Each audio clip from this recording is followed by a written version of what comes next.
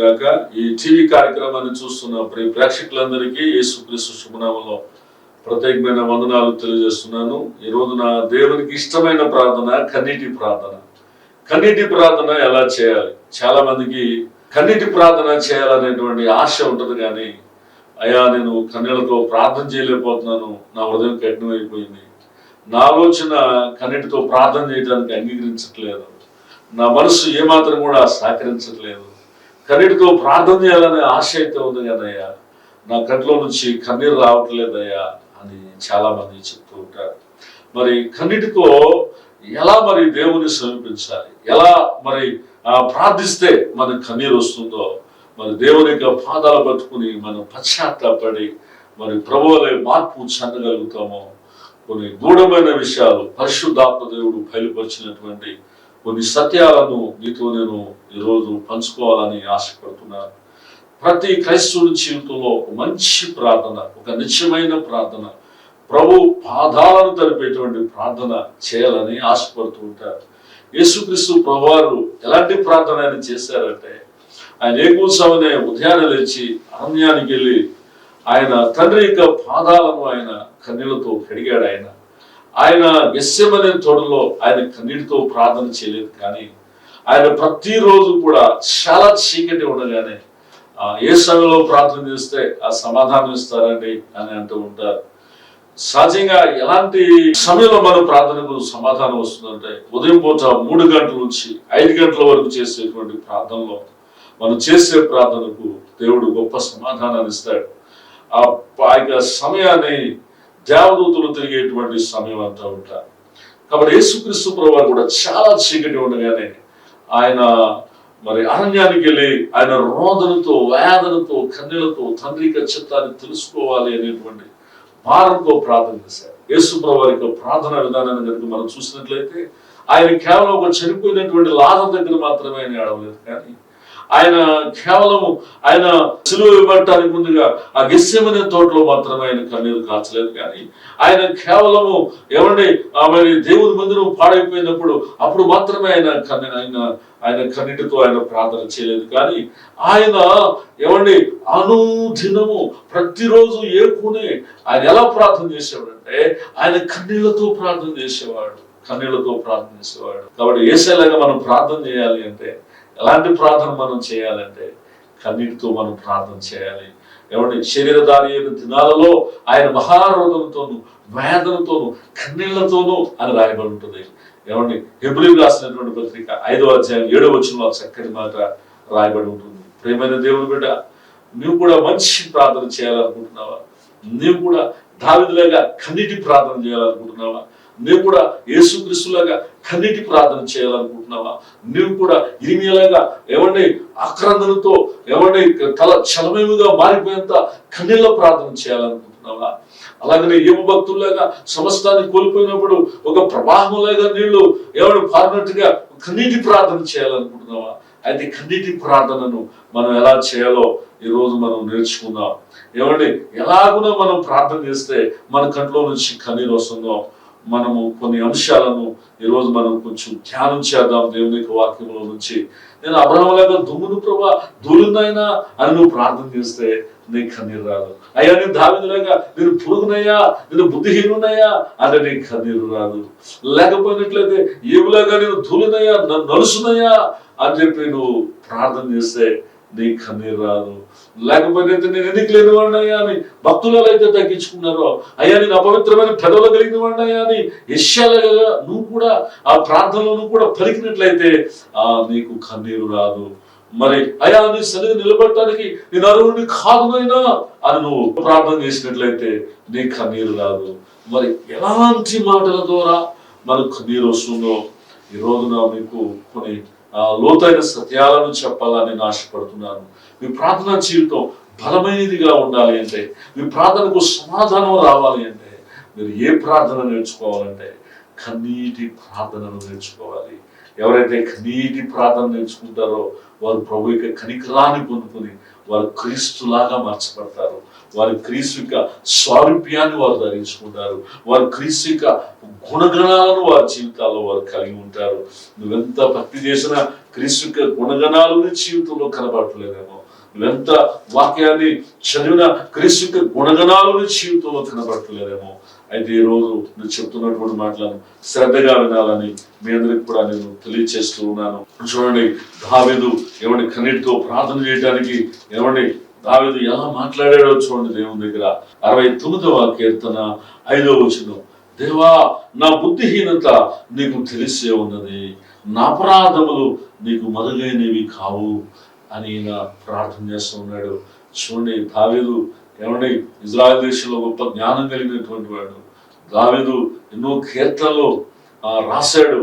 ఏమండి దావీదును దేవుడు బహుగా హెచ్చించాడు, ఇజ్రాయెల్కి రాజయ్యాడు. దావీదుని గురించి నువ్వు దేవదూతల జ్ఞానం కలిగినటువంటి వాడవయ్యా అని చెప్పి దావీదు గురించి మాట్లాడుతూ ఉంటాడు. మరి అలాంటి దావీదు అంటున్నాడు, దేవా నా బుద్ధిహీనత నీకు తెలిసే ఉన్నదయ్యా. చూడండి, దావీదు యథార్థంగా తనకు ఉన్నటువంటి అజ్ఞానాన్ని దేవుడి దగ్గర ఒప్పుకున్నాడు. నీ కన్నీరు రావాలి అంటే నీకున్నటువంటి అజ్ఞానాన్ని, నీకున్న వెరితనాన్ని, నీకున్నటువంటి లేదా బుద్ధిహీనతను దేవుడి దగ్గర యథార్థంగా ఒప్పుకోవాలని దేవుడు కోరుకుంటున్నాడు. నాయనా, నీకు నీ మాదిరిలో నేను బ్రతకాలనుకున్నాను, కానీ నేను బ్రతకలేకపోయినాయా. నాకున్న బుద్ధిహీనతను బట్టి నేను గాయపరిచిన తప్ప నేను సంతోషపెట్టలేకపోయాను నాయన. ఇగో నాకున్న బుద్ధిహీనతను బట్టి నీకు దగ్గరగా నేను ఉండాల్సినటువంటి వాడిని నీకు దూరం అయిపోయానయ్యా. నీ మీద నేను ఆధారపడాలని ఎన్నోసార్లు నేను ప్రయత్నం చేస్తాను, కానీ ప్రభువా నీ మీద ఆధారపడేంత జ్ఞానం నాకు లేదయ్యా, నీతో మాట్లాడేంత జ్ఞానం నాకు లేదయ్యా, నేను హత్తుకుని అయా అయా నీ కొరకు క్షమించేంత జ్ఞానం నాకు లేదయ్యా అని యథార్థంగా ప్రార్థన చూడు. నీకు హృదయ రహస్యాలన్నీ కూడా యథార్థంగా దేవుని దగ్గర ఒప్పుకుని చూడు.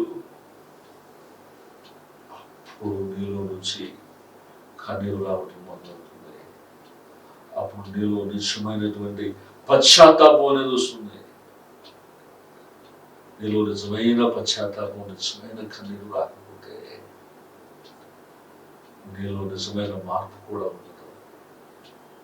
దావీదు పూసుకునేవాడు, అయినా నీతో మాట్లాడేంత జ్ఞానం నాకు లేదయ్యా, నీ మీద ఆధారపడేంత జ్ఞానం నాకు లేదయ్యా.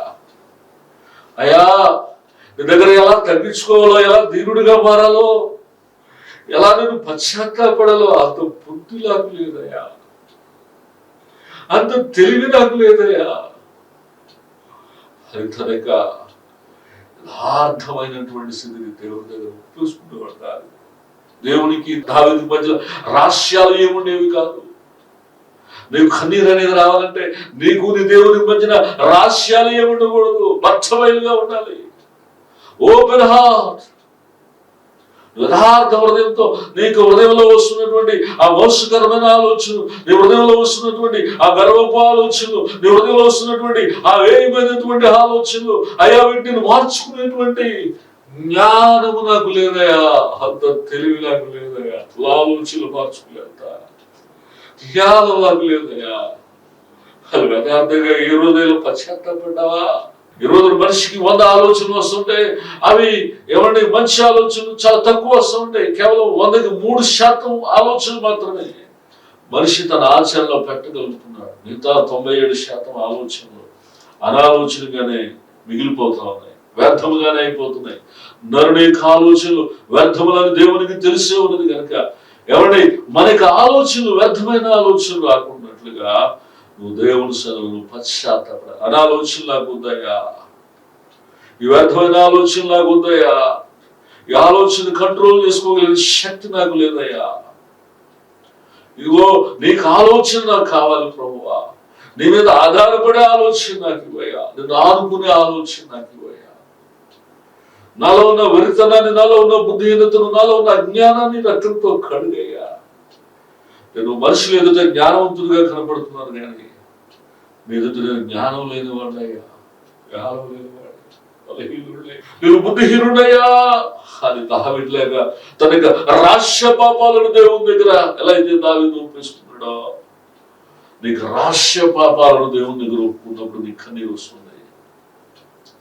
నువ్వేమై ఉన్నావో ఆ యొక్క యథార్థమైన స్థితిని దేవుని దగ్గర నువ్వు ఒప్పేసుకున్నప్పుడు నీలో నిశ్చయమైనటువంటి పశ్చాత్తాపం అనేది వస్తుంది. అందుకని దావీదు అంటాడు, నాయనా ఇగో నా రహస్య పాపాలను నేను కప్పుకొనగా నేను ఒప్పుకుంటున్నానయ్యా. రహస్య పాపాలను దేవుని దగ్గర ఒప్పుకుంటున్నప్పుడు నువ్వు కన్నీటితో నువ్వు ప్రార్థన చేయగలుగుతావు. నీ రహస్య పాపాలను దేవుని దగ్గర ఒప్పుకోకపోయినట్లయితే నువ్వెంత ప్రార్థన చేసినా సరే నీకేమి రావంటే కన్నీరు అనేది రాదు. చూడు 19వ కీర్తన 12వ వచనం, తన పొరపాట్లు కనుగొనగలవాడెవడు? నేను రహస్యంగా చేసిన తప్పులు క్షమించి నన్ను నిర్దోషిగా తీర్చయ్యా. నేను రహస్యంగా నేను ఏ తప్పులు అయితే ఏ ఆలోచనలు అయితే నీకు చేస్తున్నాను, వ్యతిరేక నీకు ఏ ఆలోచనలు అయితే నేను ఆలోచన చేస్తున్నాను, నేను వ్యతిరేకంగా నేను ఏ మాటలైతే నేను మాట్లాడుతున్నాను, ఎవరికి తెలియకుండా నేను ఏ విషయాలు అయితే నా శరీర స్వభావాన్ని బట్టి నేను గాయపరుస్తున్నాను, బాధపడుతున్నాను, నన్ను క్షమించి నన్ను నిర్దోషిగా తీర్చయ్యా అని చెప్పి తన యొక్క రహస్య జీవితాన్ని దేవుని దగ్గర యథార్థంగా ఒప్పుకుంటున్నాడు దావీదు. నీ రహస్య జీవితాన్ని దేవుని దగ్గర యథార్థంగా ఒప్పుకోవటానికి ఇష్టపడుతున్నావా? నీ గుడిలో పాపాన్ని కప్పుకుంటున్నావా? దాచుకోమాక, దేవుడు సమస్తాన్ని కూడా చూస్తూ ఉన్నాడు. ఆదామా ఎక్కడ ఉన్నావంటే ఇగో నేను చెట్టూరులో నేను దాగి ఉన్నానా అంటున్నాడు. దేవునికి మరుగైన చోటు ఏది కూడా లేదు. నీ గుడిలో ఉన్న రహస్య పాపాలను చూడగలడు కనుక నీ రహస్య పాపాలను దేవుని ఎదుట ఒప్పుకొని విడిచిపెట్టడం నువ్వు నేర్చుకున్నట్లయితే నువ్వు కన్నీటితో ప్రార్థన చేయటం నువ్వు ప్రారంభించగలుగుతావు. అదే రీతిగా పరిశుద్ధాత్మ దేవుడు కూడా నీకు ఉత్సరింప శక్తులు కానటువంటి మూలుగులతో కూడిన కన్నీటి ప్రార్థనను ఆయన నీకు అనుగ్రహిస్తాడు. అపోస్తలుడైనటువంటి పౌలు కూడా తనకి రహస్య పాపాలను దేవుని దగ్గర యథార్థంగా ఒప్పుకున్నాడు కనుక పౌలు గారు కూడా గొప్ప కన్నీటి ప్రార్థన పరడయ్యాడు. 2వ కొరింథీయులకు రాసిన పత్రిక 4వ అధ్యాయము 2వ వచనం, అయితే కుయుక్తిగా నడుచుకునియు దేవుని వాక్యమును వంచనగా బోధింపకయు సత్యమును ప్రత్యక్షపరచుట వలన ప్రతి మనుషుని మనస్సాక్షి ఎదుట మమ్మను మేము దేవుని సముఖమందు మెప్పించుకొనుచు అవమానకరమైన రహస్య కార్యములను విసర్జించి ఉన్నాము. అవమానకరమైన రహస్య పాపాలను మేము విసర్జించేసామని చెప్పి పౌలు భక్తుడు చెప్తున్నాడు. పౌలు తనకున్న బుద్ధిహీనతను, వరితనాన్ని, శరీర సంబంధమైన స్వభావాన్ని దేవుని దగ్గర యథార్థంగా ఒప్పుకుని పౌలు గారు కన్నీళ్లతో దేవుని పాదాలు పట్టుకున్నాడు. ఎంత ప్రార్థన చేసినా నీ కన్నీరు రావట్లేదా? ఎంత స్తుతించినా నీ కన్నీరు రావట్లేదా? హృదయం భడమారిపోతుందా? అయితే నీ రహస్య స్థితిని, నీ బుద్ధిహీనతని, పాపానికి జయించలేకపోతున్నావు, ఏ పాపం ద్వారా అయితే మాటి మాటికి దేవునికి విసుగు రప్పిస్తున్నావో, ఏ పాపాన్ని బట్టి అయితే నువ్వు దేవుణ్ణి మాటి మాటికి గాయపరుస్తున్నావో, రహస్య పాపాలను దేవుని దగ్గర ఒప్పుకొని వీటిని జయించలేకపోతున్నానయ్యా. శక్తి సరిపోవట్లేదయ్యా, నాకున్న జ్ఞానం సరిపోవట్లేదయ్యా, నాకున్న ఆత్మ నడిపింపు సరిపోవట్లేదయ్యా, నా శరీర స్వభావాన్ని బట్టి అయా ఈ శరీర కార్యాలను చేయించలేనయ్యా, నీ శక్తి నాకు కావాలయ్యా, నీ బలము నాకు కావాలయ్యా, నీ కృప నాకు కావాలయ్యా. నీ కృప ఉంటేనే, నీ శక్తి ఉంటేనే, నీ బలం ఉంటేనే వీటిని చేయించగలుగుతాను ప్రభా. నీ రహస్య పాపాలను పౌలు గారు దేవుని దగ్గర ఒప్పుకున్నట్లుగా నువ్వు కూడా ఒప్పుకోగలిగినట్లయితే నువ్వు కన్నీటితో ప్రార్థన చేయగలుగుతావు. నీకు ఎంత వాక్యం తెలిసినా, నీకెంత ప్రార్థన, నీకు వచ్చిన ప్రార్థన, అలవాటైన ప్రార్థన చేసిన నీ కన్నీరు రాకపోవచ్చు, కానీ నీ హృదయస్థితిని యథార్థంగా దేవుడి దగ్గర ఒప్పుకుంటే నువ్వు కన్నులతో దేవుని పట్టుకోగలుగుతావు. ప్రియమైన దేవుని బిడ్డ, అప్పుడు పరిశుద్ధాత్ముడు నేను తాకటం మొదలు పెడతాడు. పరిశుద్ధాత్ముడు నీకు ఒప్పుకోలిస్తాడు. పరిశుద్ధాత్ముడు నీలో మార్పును కలగజేస్తాడు. మార్పు లేకుండా నువ్వు ఎంతకాలం ప్రార్థన చేస్తావు? ఎంత నేను ప్రార్థన చేసినా నా హృదయం మారట్లేదే, ఎంతో ప్రార్థన చేసినా నా మనసు మారట్లేదే, ఎంతో ప్రార్థన చేసినా నా ఆలోచన మారట్లేదే అని నువ్వు అనుకుంటున్నామో, ఈ రోజు దేవుడు నీతోనే మాట్లాడుతున్నాడు.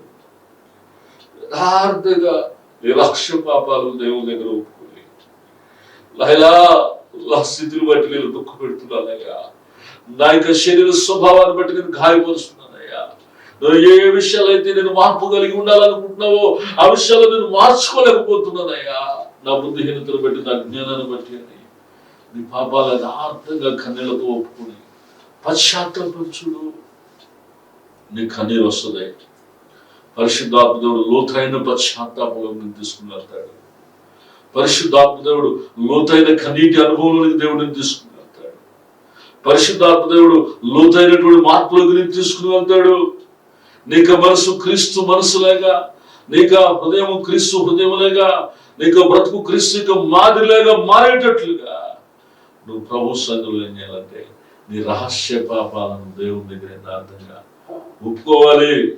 ఎవరైతే రహస్య పాపాలను దేవుని దగ్గర యథార్థంగా ఒప్పుకుంటారో దేవుడు వారిని దర్శిస్తాడో, దేవుడు వారిలో మార్పు తీసుకొస్తాడు, దేవుడు వారిని నూతనపరుస్తాడు, దేవుడు వారి రూపాంతరపరుస్తాడు.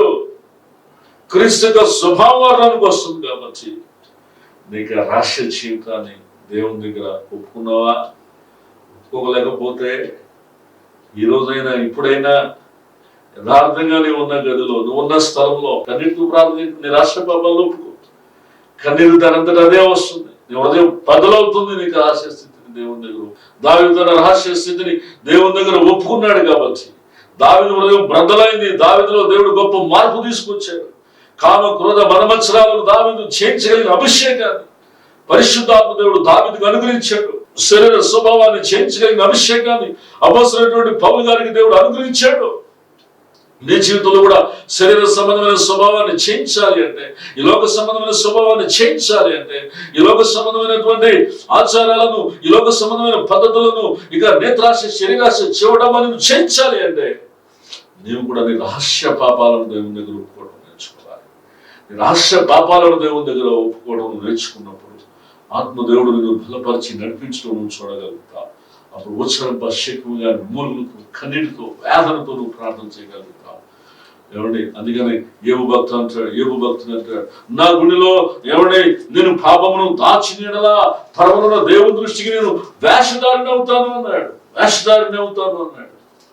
ఏమండి, ఏబు ఏ మాత్రం కూడా రహస్య పాపాలను తనకి హృదయంలో దాచుకోవడానికి ఏ మాత్రం కూడా ఏ భక్తుడు ఇష్టపడలేదు.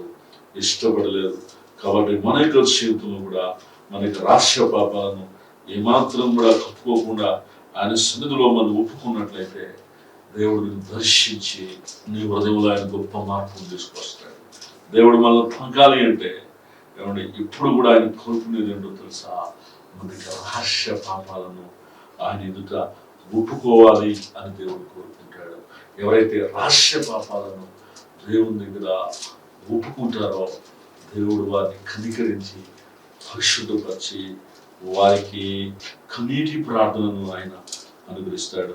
37వ అధ్యాయం 34వ వచనం, మహాశ్రమమునకు భయపడి కుటుంబముల తిరస్కారమునకు చడిచి నేను మౌనంగా నుండి ద్వారము దాటి బయలు వెళ్ళక రొమ్ములో ఉన్న పాపమును కప్పుకుని నెడల పరమనున్న దేవుని దృష్టికి నేను వేషధారినవును.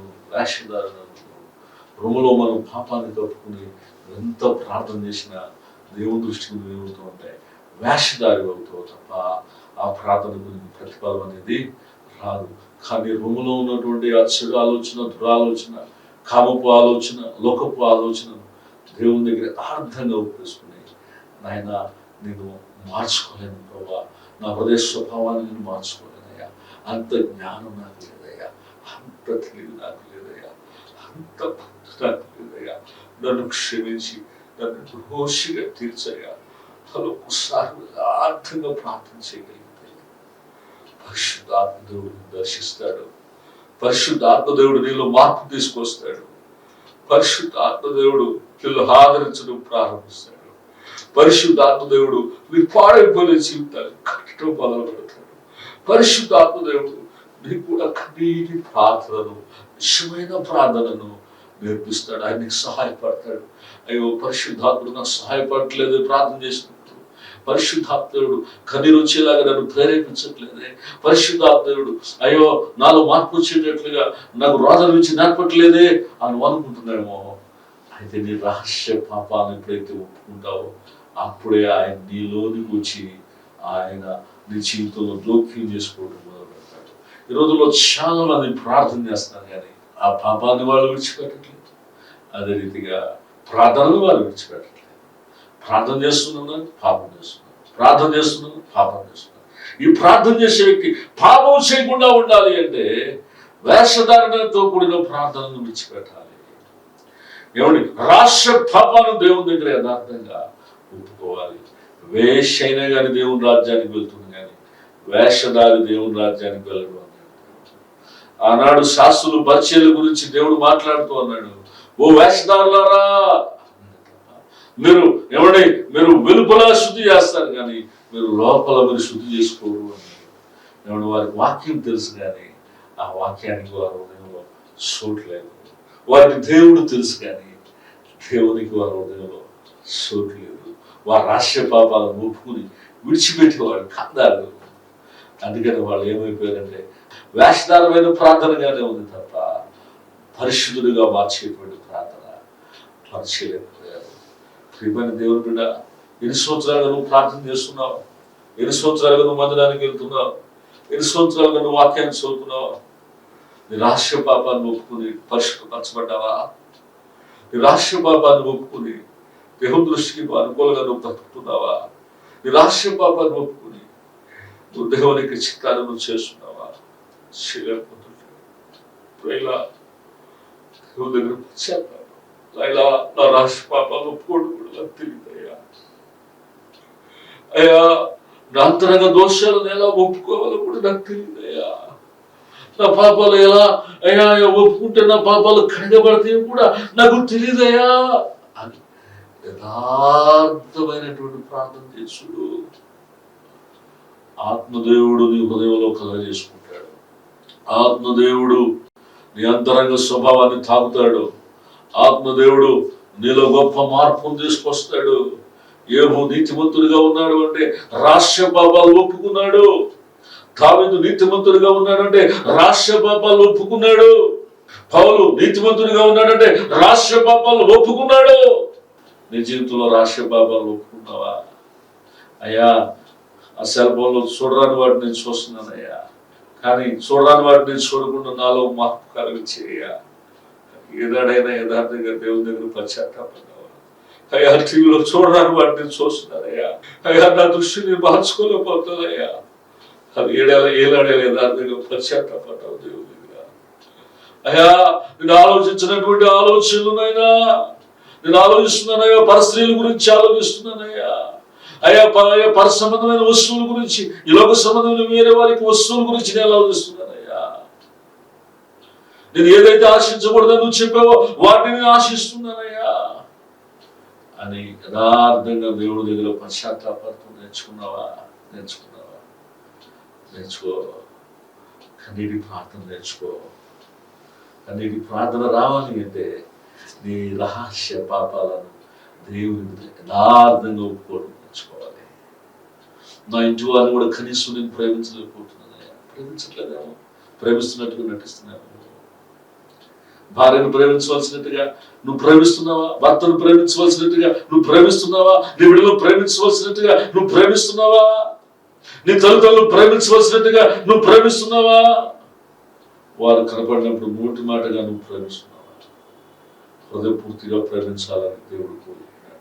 పరస్త్రీని నా హృదయంలో నేను ఆశించిన ఎవరిని నా భార్య వేరొకరు తిరగలు విసురుగా కానీ ఏమో తాను సేవించుకుంటున్నాడు. హృదయంలో తన భార్య మనస్ఫూర్తిగా ఏమో ప్రేమించాడు. పరస్త్రీని హృదయంలో ఆశించకుండా తన భార్యను ప్రేమించాడు. అంత నీతిమంతుడిగా ఏమనడానికి కారణం ఏంటంటే రాష్ట్ర పాపాలను దేవుని దగ్గర యథార్థంగా చూపిస్తున్నాడు. భార్యను ప్రేమించవలసినట్టుగా నువ్వు ప్రేమించలేకపోతున్నట్లయితే యథార్థంగా పశ్చాత్తాపడు.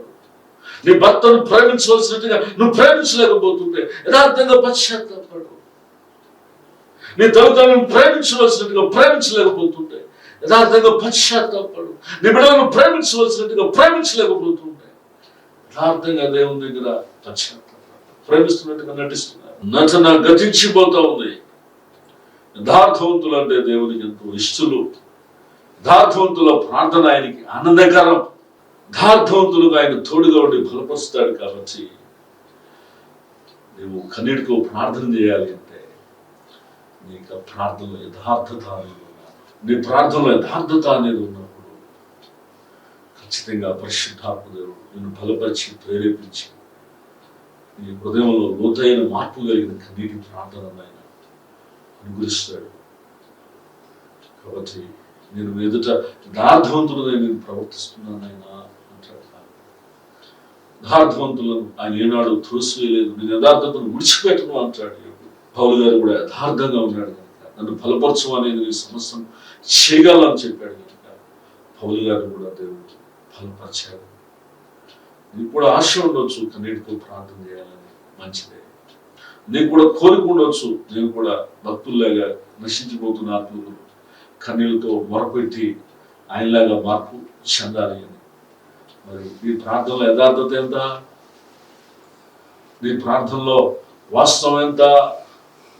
నాకు ప్రార్థనొచ్చు అనుకుంటున్నావు తప్ప నీ రాష్ట్ర పాపాలను యథార్థంగా దేవుని దగ్గర ఎప్పటికప్పుడు ఒప్పుకుని విడిచిపెడుతున్నావా? ఇక శరీరం శోధిస్తున్నప్పుడు దేవుని సన్నిధిలో మోకాడేసి ఈ శరీరాన్ని జయించలేకపోతున్నాను ప్రభా, శరీరంలో కలిగే కోరికలను ఆశలను నేను జయించలేకపోతున్నాను ప్రభా, నా రాష్ట్ర పాపాలను క్షమించు నాయనా అని యథార్థంగా దేవుని దగ్గర ప్రార్థన చేస్తున్నావా? నాకు ప్రార్థన వచ్చలే అని నేను మోసం చేసుకుంటున్నావా? నిత్యమైనటువంటి ప్రార్థన చేయి, నీ దేవుడు సమీపంగా ఉంటాడు. ఆనాడు యేసు ప్రభువు కన్నీళ్లతో ప్రార్థన చేశాడు, దావీదు కన్నీళ్లతో ప్రార్థన చేశాడు, యేహూ కన్నీళ్లతో ప్రార్థన చేశాడు, హోసైన ప్రభువు కన్నీళ్లతో ప్రార్థన చేశాడు. నీవు కూడా కన్నీటి ప్రార్థన నేర్చుకోవాలి అని ఆశపడినట్లయితే నీ రహస్య పాపాలను యథార్థంగా నువ్వు యథార్థవంతుడుగా ఉన్నట్లుగా నీకు అంగీకారాన్ని దేవుని దగ్గర యథార్థంగా ఒప్పేసుకో. చాలా మంది వారికి ఉన్న అంగీకారాన్ని దేవుని దగ్గర యథార్థంగా ఒప్పుకోవడానికి ఇష్టపడరు, ఖండించుకోవడానికి ఇష్టపడరు, తమకున్న ఆ బుద్ధిహీనతను ఒప్పుకోవడానికి ఇష్టపడరు. ఒప్పుకున్నట్లయితే పరిశుద్ధాత్ముడు నీలోకి వచ్చి నీ ప్రార్థనా జీవితాన్ని సంపూర్ణంగా మార్చును గాక. నీ జీవితంలో నువ్వు చేస్తున్న ప్రార్థన ద్వారా అద్భుతాలు చేయను గాక, ఆయన నూతన పరచును గాక. ప్రార్థన చేస్తున్నాను, నాతో పాటు ప్రార్థన వినిపించండి. ప్రేమ కలిగిన మా తండ్రి, నీకు వందనాలు, స్తుతులు, స్తోత్రాలు ఆయన. ఆయన ఈ మాటలు వింటూ కొంతమంది అయితే కన్నీటి ప్రార్థన నేర్చుకోవాలని ఆశపడుతున్నారు. వారందరినీ మీరు దర్శించండి అయ్యా. వారందరి రాష్ట్ర పాపాలను ఎదుట ఒప్పుకొని పశ్చాత్తాపడే జ్ఞానాన్ని ఇవ్వండి అయ్యా.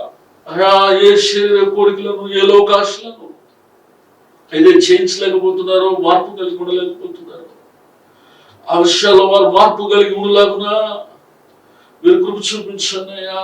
నీ ప్రియ కుమారుడు వలె, దావీదు వలె, యేహూ వలె, పౌలు వలె అయ్యా రాష్ట్ర జీవితాన్ని ఎదుట యథార్థంగా ఒప్పుకుని నీ ఫలాన్ని పొందుకునే భాగ్యాన్ని దయచేయండి అయ్యా. రూపాంతరపరచండి అయ్యా. ప్రార్థన చేస్తున్న ప్రతి వారి జీవితాల్లో ఒక అద్భుతమైన మార్పును దయచేయండి అయ్యా. ప్రార్థన చేస్తున్న ప్రతి వారి జీవితాలను దర్శించి వారిలో గొప్ప ఆనందాన్ని పుట్టించండి అయ్యా. రక్తంతో కడగండి, శుద్ధి చేయండి అయ్యా. ప్రార్థన జీవితాన్ని నూతనపరిచి వారి మనసులను, ఆత్మలను కూడా నూతనపరిచి ప్రత్యేకపరచమని నేను ఈ కన్నీటి ప్రార్థన అనుభవాన్ని ఎంతమంది బిడ్డలైతే నైనా ఏకీవించినారో వారందరి జీవితాలు నిజమైన కన్నీటి ప్రార్థనను వారికి నేర్పించండి. నీ ఆశ్చర్య కార్యాలు వారి జీవితంలో జరిగించండి. యేసు శక్తి గల నామమున మిక్కిలి వినయంతో ప్రార్థన చేయించున్నాము తండ్రి, ఆమేన్. మీ ప్రార్థనా జీవితాన్ని మరింత బలపరుచుకోవాలని మీరు ఆశయపడుతున్నట్లయితే మా యొక్క కంగటావా గ్రామంలో జరుగుతున్నటువంటి 24 గంటల ప్రార్థన కూడికకు, ఆఖరి శనివారం జరిగేటువంటి ప్రార్థన కూడికకు మిమ్మల్ని ప్రత్యేకంగా ఆహ్వానిస్తున్నా. ఈ ప్రార్థనలో అనేక మంది ప్రార్థనా జీవితాల్లో బలపరుచుకుంటున్నారు, ఆత్మీయంగా స్థిరపరచబడుతున్నారు, అనేకులకు దీవెనకర వ్యక్తులుగా మార్చబడుతున్నారు. మీ యొక్క కుటుంబాలను, మిమ్మలను దేవుడు దీవించి ఆస్వాదించును గాక. ఆమేన్.